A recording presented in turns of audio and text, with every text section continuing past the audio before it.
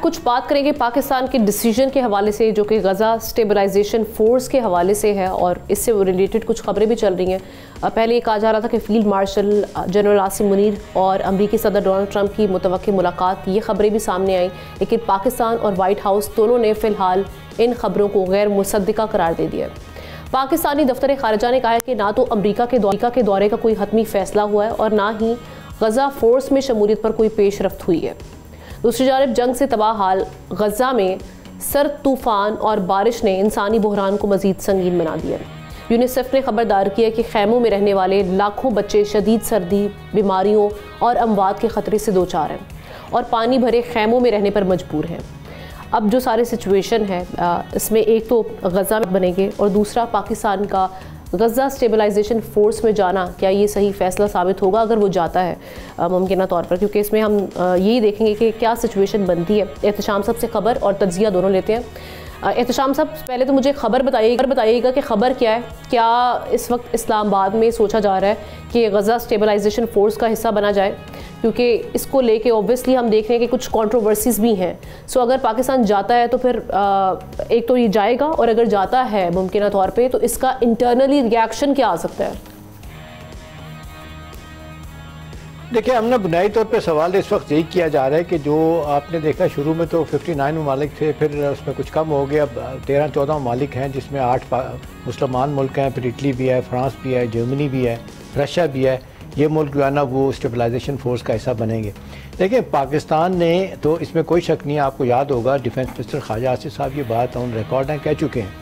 उन्होंने 1-2 दफ़ा बात की थी कि जब ये तय होगा, अगर के साथ बात थी कि अगर ये तय होगा कि इस्लामी ममालिक 8 ममालिक जिनके सरबराह जो है ना वो मिले भी थे, आपको याद होगा प्रेसिडेंट ट्रंप को वाशिंगटन में, तो ये चीज़ें तय हो गई थी कि जी पाकिस्तान इस फोर्स का हिस्सा बनेगा और बाकी मुल्कों के साथ मिल के। अब ज़ाहिर है ये तो इसमें अभी बहुत सारी चीज़ें तय होनी थी। अब मसला क्या हुआ? देखिए, मसला ख़राबी तब हुई कि आपने देखा कि 4-5 दिन पहले जब एक दफ़ा फिर प्रेसिडेंट ट्रंप ने कहा कि जी ये जो फोर्स जाएगी ये हमास को डिसआर्म करेगी, बिल्कुल उनको उनका जो है ना असला वसला उनसे वापस लेगी, तो इससे थोड़ा सा एक पैनिक क्रिएट हुआ। कुछ मुल्क इससे पीछे हटे। अभी देखें, जो सबसे पहले हम ना अपने इंडोनेशिया ने कहा था कि 20,000 ट्रुप्स हम देंगे, वो भी अब खामोश हो गए क्योंकि ये बड़ा सेंसिटिव मामला है। ये तो तय ही नहीं हुआ था इनिशियली, ना ही इस पर आप देख लें सऊदी अरब ने, यूएई, कतर, बाकियों ने एग्री किया था। अब ये काम जो अगर करना था तो ये अमेरिका बीच में आता ना, जो अमेरिका बूट्स ऑन ग्राउंड की पहले उन्होंने बात की, फिर पीछे हट गए, फिर उनका ये ख्याल था कि इस्लामी ममालिक काम करेंगे। इस्लामी ममालिक ने कहा जी ठीक है, हम पीस के लिए, रिस्टोर करने के लिए कहते हैं आम आदमी की जान बचाने के वाले से जो मैक्सिमम हो सकता है हम करेंगे। लेकिन ये तो फिर जिसको कहते हैं इसराइल के साथ लड़ाने वाली बात है सीधी सीधी। जब ये फोर्सेस वहाँ जाएंगी तो जाहिर सी बात है डिसआर्म कैसे किया जाएगा उनको, बड़ा मुमकिन है। वो तो कह चुके हैं, उनके जो नंबर 2 हैं उन्होंने परसों ये बात की है कतर में बैठे हुए कि किसी सूरत में इस बात को हम नहीं मानेंगे। तो जाहिर सी बात है ये जब मायदा किया गया था तो उसमें चीज़ें तय करनी चाहिए थी। जो हमास के साथ इजराइल अमेरिका ने मायदा किया भी, इसमें बाकी ममालिक भी बाद में गए, हिस्सा बने थे जिसमें पाकिस्तान भी था, तो उसमें ये इनिशियली चीज़ें नहीं थी। नतीजातन ये कन्फ्यूजन पैदा हो रहा है। और राइटर की स्टोरी तो आप देख लें, बेपर की बात थी, इसमें कहीं भी आपने देखा फॉरेन ऑफिस ने भी डिनाई किया। और फिर आपने देखा कि जिस तरह अरब न्यूज़ उन्होंने डायरेक्टली अप्रोच किया वाइट हाउस को, तो उन्होंने कहा जी फील्ड मार्शल का कोई दौरा तय नहीं है। पाकिस्तान पहले भी कह चुका था और ये बाकायदा फॉरेन ऑफिस ने कहा कि दौरा कोई तय नहीं है, इस पर कोई बात नहीं हो रही थी। तो मेरा ख्याल है सूरत हाल, हमारे कुछ मीडिया हाउसेज हैं, हमने कुछ लोगों के वेस्टेड इंटरेस्ट हैं। आपको याद है 2013-14 में जब ये यमन में फ़ौज भेजने की बात हो रही थी, पाकिस्तान उन 44 ममालिक में शामिल था।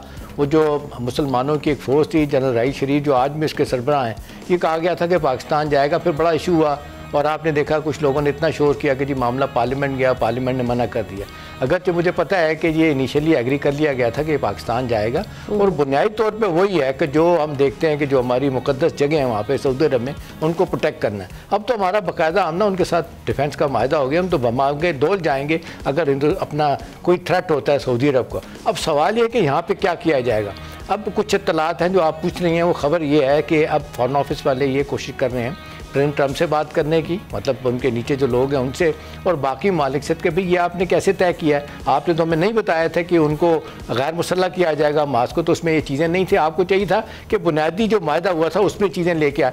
तो ये थोड़ा सा एक प्रॉब्लम पैदा हो गया है और नतीजतन मामला जो है ना, अब देखें इतनी सख्त बारिश अपना सर्दी पड़ना शुरू हो गई है कि यूनिसेफ ने तो कहा है, वार्न किया है कि अगर यही सूरत हाल रही तो और ज़्यादा मौत जो है ना वहाँ बढ़ जाएंगी। एक तो जिस तरीके से इजराइल ने जुल्म करके लोगों को मारा, 60,000 से ज़्यादा लोगों को, अब ये भी एक मसला बन गया है। तो जिस तरीके से आमना जिस तेज़ी के साथ ये मामला अमन की तरफ तक गया था, अब उसमें कुछ था, कुछ रुकावटें पैदा हो गई हैं, मामला रुक गया है। यही वजह है कि आपने एक ने इजराइल वायलेशन आए दिन करता रहता है, बंदों को वहाँ पे फ़लस्तीनियों को मारता रहता है और वो तो करते हैं, लेकिन उनको बैक भी तो पूरी सदर ट्रंप की हासिल है, इसीलिए तो वहाँ पे खड़े होकर जो इजरायली हैं वो ये कह रहे हैं कि जी फर्स्ट जूइश प्रेसिडेंट हमारे आए हैं। सो हमें ये भी पता है कि प्रेसिडेंट ट्रंप कितनी जल्दी उनका यू टर्न आता है, वो किसी भी फैसले से फिर जाते। तो हम पाकिस्तान के लिए अगर ये जो अभी प्लान है मौजूदा गजा स्टेबलाइजेशन फोर्स का हिस्सा बनना, आपने समझते बड़ा नुकसानदेह होगा, बड़ा इससे बैकलैश भी आएगा? देखिए हम ना बैकलैश तो मुझे नहीं लगता कोई आएगा, क्योंकि पाकिस्तान और जो खबर है पाकिस्तान और सऊदी अरब जो है ना वो तय करेंगे कि किस तरीके से हमने इसका बनना है। एज वी स्पीक अभी MBS और हमारे प्राइम मिनिस्टर और फील्ड मार्शल ये तय नहीं कर पाए, क्योंकि अमेरिका को यही कहा जा रहा है कि जी आप फैसला करें कि आपने किधर जाना है, ये जो बातें नहीं आपने ऐड की हैं ये अपने तौर पे आप चीज़ें ठीक करें। तो मेरा ख्याल है अभी तो कोई ऐसी चीज़ अपरेंटली नहीं हो रही, कोई फोर्स बन के वहाँ पे स्टेबलाइजेशन। और सऊदी अरब का भी अभी तक कोई हम फाइनल डिसीजन नहीं देख रहे इस हवाले से, नहीं हुआ एक फाइनल। दूसरा हम ना इसमें जो एक और एलिमेंट है जो खबर के तौर पे बता सकता हूँ आपको कि हिंदुस्तान को बड़ी तकलीफ है जिस तरीके से उनके मीडिया ने भी झूठ बोला इस हवाले से रॉयटर की खबर को लेके। अब असल तकलीफ उनको ये आमना जो बड़ी खबर है कि पाकिस्तान का जो डिफेंस एग्रीमेंट हुआ है सऊदी अरब के साथ, इसमें 8 मुसलमान ममालिक उन्होंने बाकायदा पाकिस्तान को अप्रोच करके कहा कि जी हमें इसका हिस्सा बनाया जाए, और उनमें बांग्लादेश भी शामिल है। और इसके बाद उनको तो जो तकलीफ़ हुई है कि ये क्या हो गया, बांग्लादेश जो है ना वो पाकिस्तान एक मुश्तरका इनका एग्रीमेंट होगा दिफा का, उसमें शामिल होगा, तो उनको ये मसला एक जिसको कहते हैं तकलीफ शुरू हो गया। नतीजतन वहाँ से प्रोपेगेंडा इस हवाले से बहुत तेज़ हो गया।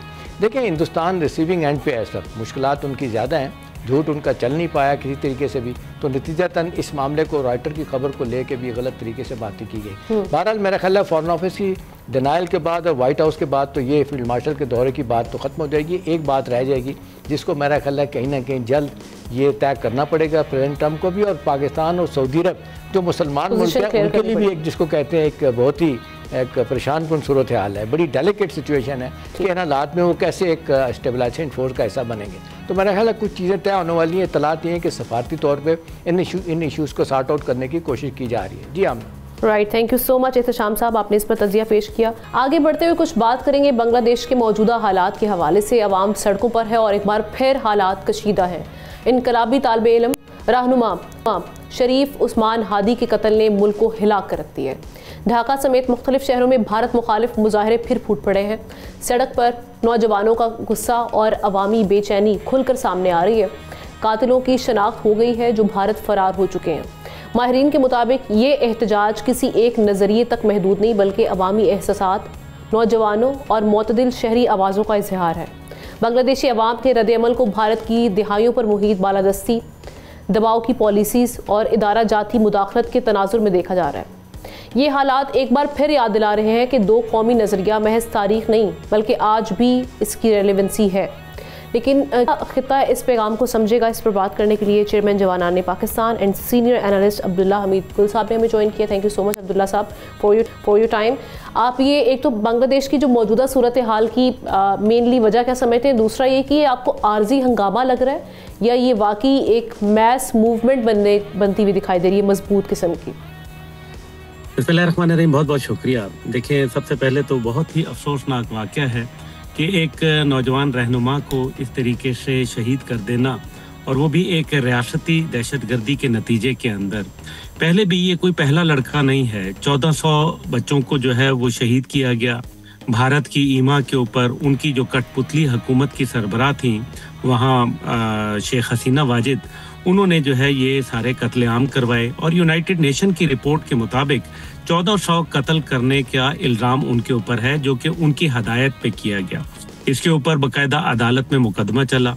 अदालत में वो अपने सबूत और शवाहिद पेश करने और ख़ुद हाजिर होने से कासिर रहीं, जिसके नतीजे में अदालत के बारहा इस्तफसार के बावजूद वो अपने डिफेंस में जब कुछ ना कह पाई, तो नतीजा ये हुआ कि यूनाइटेड नेशन की रिपोर्ट को मद्देनज़र रखते हुए इंस्पेक्टर जनरल ऑफ पुलिस जो थे वो वहाँ वादा माफ गवाह बने और उनकी जो शहादत के ऊपर जो है उनको एक सज़ा हुई। साथ ही साथ जो है वो अवामी लीग का जो गैर मेरे ख्याल में जो मुल्की सरगर्मियाँ थीं उनको अंदर मुलविस होना, भारत के साथ कुर्बत बढ़ाना, और ये आज की नहीं है, ये 1971 ऑनवर्ड जो है, बल्कि उससे पीछे अगरतला साजिश केस से जो है ये जा मिलती हैं। बहरहाल नतीजा ये है कि इस टाइम पे जिसको ये कहा जा रहा है कि जी ये सिर्फ एक वक्ती तौर पे है, मैं नहीं समझता। उसकी वजह यह है कि 24 साल पाकिस्तान के साथ रहने से और नज़रिया पाकिस्तान के साथ जुड़ने से, और ख़ास तौर पे नज़रिया पाकिस्तान को भी साइड कर दें, दो कौमी नज़रिए के साथ जुड़ने से बांग्लादेश जो है वो तो असल में कायद की कौम तो बांग्लादेश में भी रहती है ना, तो कायद आज़म की कौम जो है वो उसने तो बगावत की थी भारतीय तसल्लुत से आज़ादी के लिए। उसने जो निज़ाम था वो उसके ख़िलाफ़ बगावत की थी। उसने कहा था कि हम इस्लामी निज़ाम और हम जो है एक ऐसे मुल्क के अंदर जहाँ हम अपनी रवायात, अपने कल्चर और अपनी शनाख्त को जो है वो पहचान सकेंगे, प्रैक्टिस कर पाएंगे। ये था बुनियादी बात। ना करते आज दरियाओं और दरख्तों की पूजा करने की आरएसएस की जानिब से डिमांड सामने आ चुकी है मुसलमानों के लिए। आज भारत में ये मामला चल रहे हैं, आज ही के दिन की रिपोर्ट। जी बिल्कुल जी। इसी की बुनियाद के ऊपर 24 साल के बाद जब उनको वहाँ बांग्लादेश तो ले दिया मुजीब ने, लेकिन उसके बाद जब बांग्लादेश हुआ तो उनको अपनी गलती का एहसास हुआ कि हम तो जिस भारतीय तसल्लुत से आज़ाद होने के लिए आए, हमें तो उसी के अंदर गुलामी बना के उन्हीं के जो है वो ताबे कर दिया और उनको हमें जो है वो माबूद अल्लाह के बजाय भारत को बनाने की कोशिश की। ये बात उनको कबूल नहीं थी और आज यही नौजवान नस्ल जो है असल में भारत के तसल्लुत, भारत की नाजायज़ अजारादारी, भारत का जो बेजा दखल अंदाजी और रॉ की बदमाशी और गुंडागर्दी और रियासती भारत की दहशतगर्दी के खिलाफ सरापा एहतजाज है। ये एहतजाज यहाँ रुकेगा नहीं। उसकी वजह सबसे बड़ी बात यह है कि बांग्लादेश के लोग जो है, खासतौर पे जवान नस्ल जो है बड़ी वोलाटाइल है। जैन जी जो है, आपने देखा कि किस तरीके से उन्होंने शेख हसीना की मजबूत और फाशिस्ट हुकूमत का खात्मा कर दिया। अब क्योंकि 2026 फरवरी के अंदर इलेक्शन जो है उनका ऐलान किया गया है और ये बात मेरी, क्योंकि कल जो बांग्लादेश के सफारत खाने के लोग थे मेरे साथ ही दोपहर को, तो उनसे मैं यही बात कर रहा था कि अब कोई बहुत बड़ा वाकया होने वाला है और उनका भी ये ख्याल था कि भारत इलेक्शन आसानी से नहीं होने देगा, बल्कि हालिया उन्होंने ये भी कहा कि जो हालिया जो ढाका के अंदर दहशतगर्दी के वाकयात पेश आए और धमाके हुए, उसके अंदर भी रॉ की इन्वॉल्वमेंट के सबूत और शवाहिद उनके पास इकट्ठे हुए हैं। ये बात बड़ी अहम है। दूसरी जानिब जो है वो आप देखें मौजूदा हालात में जो फरवरी में अब इलेक्शंस होने जा रहे हैं, आप समझते हैं कि वो जिस तरीके से जो मुमकिन रिजल्ट्स जो वो सोच रहे हैं या जो उनके नताइज जो हासिल करना चाहते हैं वो हासिल कर पाएंगे भारत की ये इस कदर इन्वॉल्वमेंट होने के बावजूद? देखिए, भारत का एक बहुत बड़ी इन्वेस्टमेंट थी, देखिए ना, पॉलिटिकल इन्वेस्टमेंट थी, पैसे की इन्वेस्टमेंट थी, रॉ का एक बहुत मुनज़्ज़म नेटवर्क वहाँ मौजूद है। इससे ज़्यादा और क्या मुनज़्ज़म होगा कि एक पूरी हुकूमत उनके कंट्रोल में थी। अब जाहिर है वो इसको इतनी आसानी से तो नहीं होने देंगे। बांग्लादेश को इस चीज़ का बखूबी इल्म है और मेरे ख्याल में मोहम्मद यूनुस साहब जो इस टाइम पे वहाँ कायम मुकाम उनके अमूर चला रहे हैं, वो एक बहुत ही समझे हुए सुलझे हुए इंसान है, नोबल इनाम याफ्ता है, कोई मामूली आदमी नहीं है और मैं ये समझता हूँ कि उनको इस चैलेंजेस का इदराक है। दूसरी जानिब बांग्लादेश की आर्मी है, आर्मी जो है वो आपको मालूम है पहले भी आर्मी दरमियान में आई और मामला जो है वो रफा दफा करवाए और मुल्क की जो दाखिली सूरत हाल थी उसको जो है कंट्रोल में लाया। लेकिन ये जो नौजवान नस्ल है वो ये कह रही है कि भारत ने हमारे अंदरूनी मामलात में मदाखलत करके हमारे बच्चों को कत्ल किया है और उसके तमाम जो टेलीफोन ट्रेसेस हैं, तमाम रिकॉर्ड्स हैं, तमाम ताने बाने जो हैं वो भारत से जाके मिलते हैं और ये सबूत और शवाहिद हैं। ये सिर्फ मफरूजा जात पे गुफ्तगू नहीं हो रही। अब आप देख लें कि ऑस्ट्रेलिया के बाद बांग्लादेश को निशाना बनाना और भारत करना क्या चाहता है। और अब जो यूनाइटेड नेशन की रिपोर्ट आई है उसके अंदर तो जो भारत की रही सही कसर थी वो भी मेरे ख्याल में उसका जो है इज्जत का जनाजा जो है वो तो अगर हालात यूं ही अब्दुल्ला साहब चलते रहे तो आप डायरेक्ट कॉन्फ्रंटेशन आने वाले वक्तों में देख रहे हैं बांग्लादेश या भारत?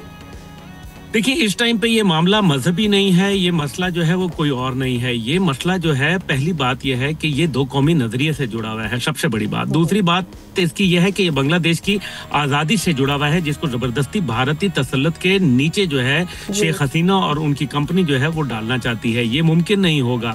मैं समझता हूँ कि बांग्लादेश के अंदर अल्लाह न करे, लेकिन मुझे खून की नदियाँ वहाँ नजर आ रही हैं। एक दफ़ा फिर जो है वो वहाँ मशरक़ी पाकिस्तान की जो एक कहानी है उसको दोहराने की कोशिश है। जिस तरीके से वहाँ 1 करोड़ लोगों को जो है वो आपको याद ही होगा कि 1 करोड़ लोग जो थे उनको मकानी करने पर मजबूर कर दिया गया था। बिहारी आज भी जो है वो सरापा एहतजाज हैं। जनीवा कैंप्स के अंदर जो जिस तरीके से हाल हुआ वो सब दुनिया को मालूम है। फिर मुक्ति बहानी क्या कर रही थी ये भी मालूम है। फिर जो भारत ने जिस तरीके से इल्जामात और सोशल मीडिया प्रोपेगेंडा किया वो भी दुनिया के सामने है। इसलिए भारत जो है वो एक बुरी तरीके से एक्सपोज हुआ। लेकिन क्या आलमी इदारे जो हैं वो इसके अंदर कोई मदाखलत करेंगे? क्योंकि अब जो है भारत की इन्वॉल्वमेंट अफगानिस्तान के अंदर भी साबित हो गई, जिसके अंदर वो एक ऐसी हुकूमत को सपोर्ट कर रहा है जो वहाँ 24 दहशतगर्द तंजीमों को अफगानिस्तान में पनपने का मौका दे रही है। इंटरिम गवर्नमेंट का स्टेटस है उसका। बिल्कुल जी। तो इस सारे सूरत हाल के अंदर मैं ये समझता हूँ कि उनके लिए बहुत चैलेंजेस है। लेकिन भारत अगर ये सोच रहा है कि वो बांग्लादेश के साथ वही मरासिम दोबारा तय कर लेगा, तो मैं ये समझता हूँ ये उनकी खाम ख्याली है। वहाँ जो इस टाइम पे सूरत हाल है, नौजवान नस्ल जो है मुतहर्रिक भी है, मुनज़्ज़म भी है और मुत्तहिद भी है। और उनको ये समझ आ गई है कि 1971 में भी जो दुश्मन था वो भारत था, और आज भी जो इस टाइम पे 2025 है उसके अंदर भी दुश्मन भारत है। उनको ये समझ आ चुकी है कि हमने एक ऐसा बांग्लादेश रखना है जो भारत के तसल्लुत से और भारत की प्रॉक्सी बनकर जो है काम न करे, बल्कि एक आज़ाद मुमलिकत के तौर पर काम करे। आज आप देख लीजिए कि जो उनकी सबसे बड़ी बात यह है कि जो असेंबली की बिल्डिंग है वो पाकिस्तान ने बना के दी थी, ये उस वक्त जब मशरक़ी पाकिस्तान का मामला था। फिर दूसरी जानिब जो है मैं ये समझता हूँ कि जिस तरीके से इस्तेहसाल हुआ और अब जब सोशल मीडिया के ऊपर बातें आना शुरू हुई और दूसरी जानिब की स्टोरियाँ समझ आई, तो लोगों को ये भी एहसास हो गया कि ये पाकिस्तान के खिलाफ एक घिनौनी और बहुत ही बेहुदा साजिश थी। और आज एक बहुत बड़ी दलील कि वो बच्चे जिनको पाकिस्तान के खिलाफ भड़काया गया, आज वो पाकिस्तान जिंदाबाद के नारे लगा रहे हैं। लेकिन हम ये समझते हैं कि बांग्लादेश जो है वो एक आज़ाद मुल्क है, हम उसका एहतराम करते हैं, हम उनकी सॉवरेनिटी का एहतराम करते हैं। लेकिन उनके मुल्क में दहशतगर्दी हो ये हमें पसंद नहीं है, क्योंकि पाकिस्तान खुद दहशतगर्दी का सबसे ज्यादा शिकार मुल्क है। बिल्कुल ऐसा ही। और जो भारत की हेजेमनी कायम करने के लिए इस खित्ते में जो कोशिश है वो हम देख रहे हैं, हर हद पार करना दिखाई दे रहा है और हर हद तक जाता हुआ दिखाई दे रहा है। लेकिन खित्ते को सोचना होगा, खित्ते के अहम ममालिक को मिलकर इस हवाले से कोई ना कोई लायामल तरतीब देना होगा। Thank you so much Abdullah Hamid Gul साहब इस पर बात कर रहे थे। प्रोग्राम के आखिर में भारत की इंतहा पसंदी की बात करेंगे जो दिन ब दिन हम देख रहे हैं कि बढ़ती चली जा रही है, जिसके नतीजे में मुसलमानों पर वहाँ जमीन तंग हो रही है। कुछ दिन पहले हमने देखा कि वजीर आला नीतीश कुमार की घटिया हरकत का चर्चा था, तो आज भारत में इंतहा पसंदी का एक और चेहरा बेनकाब हो गया। वो इस तरह से कि भारत की सख्त गिर हिंदू तंजीम राष्ट्रीय स्वयं सेवक संघ यानी RSS के जनरल सेक्रेटरी ने कहा है कि हिंदू मजहब सबसे आला है और भारत में मुसलमानों को माहौलियाती वजूहात की बिना पर दरख्तों, दरियाओं और सूरज की भी पूजा करनी चाहिए। RSS रहनुमा ने सूर्य नमस्कार का हवाला देते हुए कहा कि इससे मुसलमानों को क्या नुकसान पहुंचेगा। हम ये थोड़ी कह रहे हैं कि मुसलमान नमाज पढ़ना छोड़ दें, लेकिन सवाल यह है कि अगर मुसलमानों ने इनसे किसी भी किस्म के इबादत से रिलेटेड उनको बदलने का तरीक़ाकार या कुछ ऐसी डिमांड्स नहीं रखी, तो उनकी जानिब से यानी हिंदुओं की जानिब से हिंदुस्तान में क्यों इस तरह के मामला सामने आ रहे हैं? कल को ये नमाज अदा करने से भी रोकेंगे। हमारा मज़हब इस्लाम तो किसी को नहीं छेड़ता। कुरान वाज़े ऐलान करता है कि तुम्हारे लिए तुम्हारा दीन और हमारे लिए हमारा दीन। मगर भारत में ये उसूल अब सिर्फ किताबों तक महदूद होता दिखाई दे रहा है। शहरियत तरमीमी कानून, NRC, समाजी और मुआशी बॉयकॉट और गौ रक्षा के नाम पर मुसलमानों का कत्ल एक तल हकीकत बन चुका है। भारत में लव जिहाद के इल्जामात ने मुसलमान नौजवानों को मुजरिम बनाकर पेश किया, जबकि नौकरियों और तालीम के दरवाजे तंग किए गए। वक्फ बोर्ड तरमीम के जरिए मसाजिद, मदारिस और मुस्लिम जायदादें भी निशाने पर हैं। ये सब हम देख रहे हैं महज इत्तेफाक नहीं है, बल्कि ये एक सोचा समझा नज़रिया और उसके ऊपर प्लानिंग की जा रही है, जो क़याम पाकिस्तान की बुनियाद बनने वाले 2 कौमी नज़रिए की तस्दीक कर रहा है। क्या यही नज़रिया एक बार फिर हिंदुस्तान की तकसीम की बुनियाद बनेगा? ये आंख ही बताएगा, लेकिन इसके जो रेपरकशंस हैं, इसके जो नताइज हैं, वो सही दिखाई नहीं दे रहे। इस पर पूरी दुनिया भी बात कर रही है और हमने सोचा कि हम भी इस पर बात करेंगे। जो सारे मामलात हैं, कमेंट सेक्शन में जाके आप अपनी राय का इजहार कर सकते हैं। सब्सक्राइब करें और बेल दबाएं ताकि कोई खबर रह न जाए।